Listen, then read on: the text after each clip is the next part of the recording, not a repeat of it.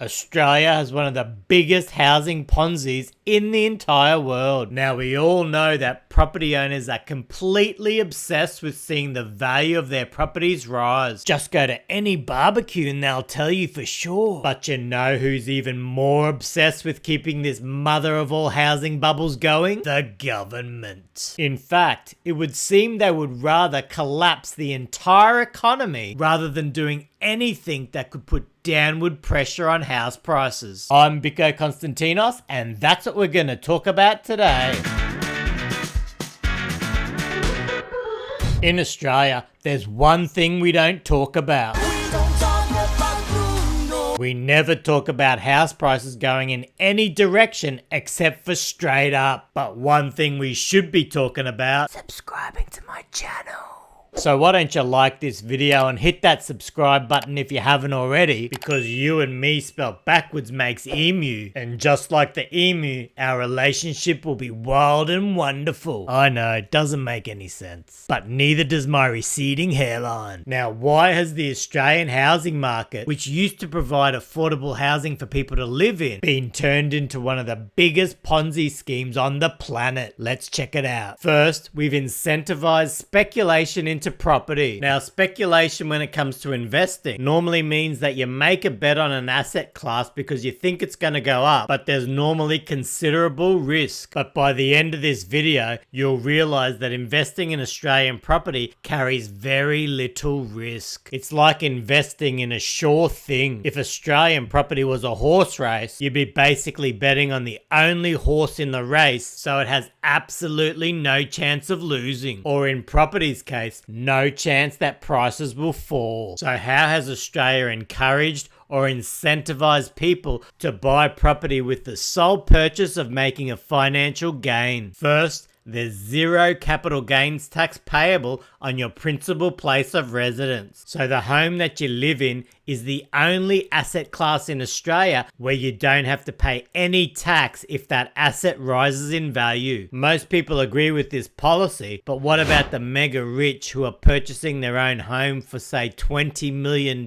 They sell it 10 years later for $40 million and pay absolutely no tax on that $20 million profit. Next, we've got negative gearing. When you invest in Australian property, the tax department allows you to treat it like a business and reduce your personal taxable income if the expenses on your investment property are greater than the rental income you receive. Negative gearing actually encourages bad investing, in my opinion. Most people wouldn't make an investment if they knew that they were going to lose money on that investment. However, in Australia, negative gearing is one of the chief strategies that investors use. They're happy to lose the money because it reduces the tax they have to pay on their personal income, thus giving them a tax break. But most of all, they know that property is a sure bet, so they're more than happy to take a loss for a few years until their property becomes positively geared. Then we have the capital gains tax discount, which was a policy brought in by John Howard and many people believe was the catalyst that started this great Australian housing Ponzi. This capital gains tax discount means that you only pay tax on 50% of the capital gain as long as you've held the asset over 12 months. So if a property investor made a capital gain of $1 million, they'll only have to pay tax on $500,000. Now, the reason this capital gains tax discount is so generous is because investors end up paying less tax on their capital gain than a worker pays on their full-time job. So a worker might slave away at their job all year to make $100,000 gross and then pay about 30% tax on that income. All the while an investor's property has also risen by about $100,000, but if they went to sell that property and claim the capital gains tax discount, they'd pay less tax than the full-time worker. It's very obvious to see how these policies encourage speculation into property. Now, on top of these ultra generous housing taxation policies, banks overwhelmingly loan the most money for property compared to every other asset class. Banks will often loan investors 80 to 100% of a property's value. Compare that with taking out a loan to buy shares or another type of asset, then the amount the banks will loan you will be far less. So ultra generous housing policies combined with the ability to loan huge amounts of money, bring investors to property like flies to shit. Next, we've got cheap debt. The central bank in Australia loves to bring down interest rates as low as possible to encourage people to take on more and more debt, and as we know, the vast majority of that debt goes into property. Prior to the GFC, the average cash rate in Australia was kept around 5 to 6%, which meant the average mortgage rates were around 7 to 8%. But after the GFC, the cash rate dropped initially, came back up closer to the long-term average, but then it was all downhill from there for over a decade. From 2013, the cash rate was below 3%, then from 2016 it went below 2%, and then incredibly in October 2019 the Australian cash rate went below 1%. This was absolutely staggering considering COVID hadn't even hit yet. The cash rate was taken to near zero, which basically screamed at people to buy property. In the RBA's statement, when they dropped rates below 1%, they said that although the outlook for the global economy remains reasonable, the risks are tilted to the downside. If the economy was reasonable, there's absolutely no reason that interest rates should have been taken that low. The statement goes on to say that there were further signs of a turnaround in established housing markets, especially in Sydney and Melbourne. Of course there's a turnaround. You could borrow money for next to nothing. Can you imagine if the RBA hadn't gone on a rate cutting spree for over a decade? Well, house prices probably would have fallen by a significant amount like they really should have. But no, that can't happen in Australia. If the government can't keep house prices ultra high, the RBA will step in to prop up the market, and nothing props up the housing market like ultra cheap debt. Next, we've got ultra high immigration levels, which is one of the biggest factors keeping house prices ultra high, because people need a place to live, and when you've got increased demand for something, that elevates prices based on the principles of supply and demand. To further illustrate this point, we're going to listen to Matt Barry on a podcast he had with Equity Mates. Successive Australian governments, and this is not just the current government, although the current government's gone full burko. Yeah, we'll get to but it's for the last 61 years, Australian house prices have gone up 86 times. While wages would have gone up way less than that. So house prices have risen like this, while wages have risen like this. And you can see how housing affordability has been completely destroyed. The reason why is because politicians have chosen a path of easy, relentless growth, rather than talking to the engineers, the scientists, and the entrepreneurs about what to do to grow the economy and actually, build a diversified and strong and complex and sophisticated economy. And instead, they've chosen to go the easy, relentless path of growth, and that is by pumping the housing market to the mother of all bubbles. And when I mean the mother of all bubbles, it is the mother of all bubbles. Easy, relentless growth by pumping up the housing market. What we have done for this easy, relentless growth is to have one of the world's leading, and by flip side of that, insane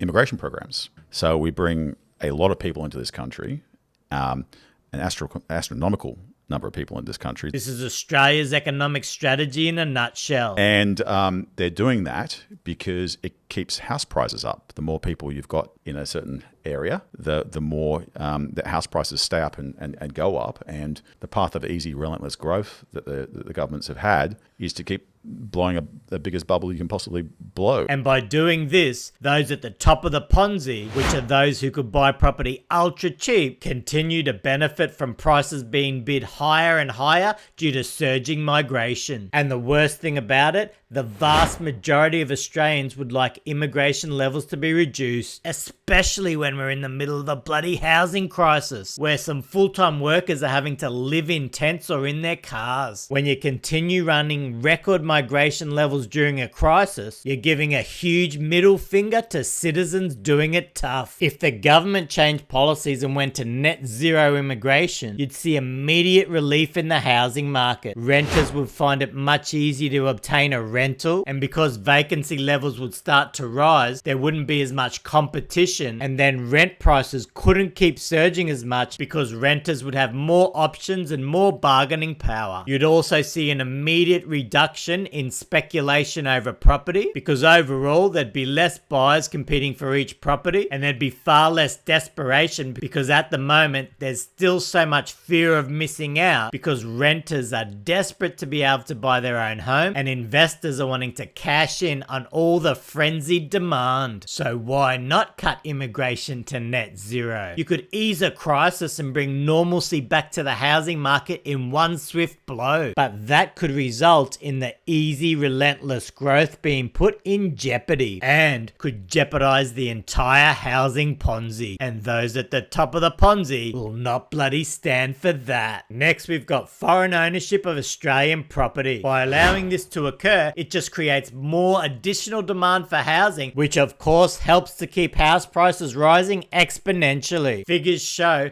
that out of every country in the entire world, the Chinese invest more into Australian property than into any other country. And why do foreigners love investing in this country so much? They know that Australia's current policies should keep house prices rising to infinity and beyond. So when you allow foreign investment, you're basically inviting the ultra rich to park their money in Australian property, push property prices up in the meantime, and make it harder and harder for future Australians just to be able to afford their own home. And some of these foreign investors are so rich, they leave the properties empty, which reduces the overall rental stock, causing the rental crisis to get even worse. Now, if you wanted further evidence that Australia is 100% committed to pushing this Ponzi as far as it will go, just consider all the band-aid solutions governments have come up with over the years. First homeowner grants are one of the absolute favorites. Governments look like they're giving first homeowners a helping hand by giving them a grant, but all that does is create additional demand for housing, pushing all house prices up and thus making housing more unaffordable for everyone. These sweetener type policies are just lazy and fail to get to the root of the issue, which is excess speculative demand. In fact, they just make it worse for everyone. They've recently come up with the first home guarantee, where you only need a 5% deposit or 2% if you're a single parent to buy your own home, and the government guarantees the rest of the loan. Then they've got a help to buy scheme in the works, where the government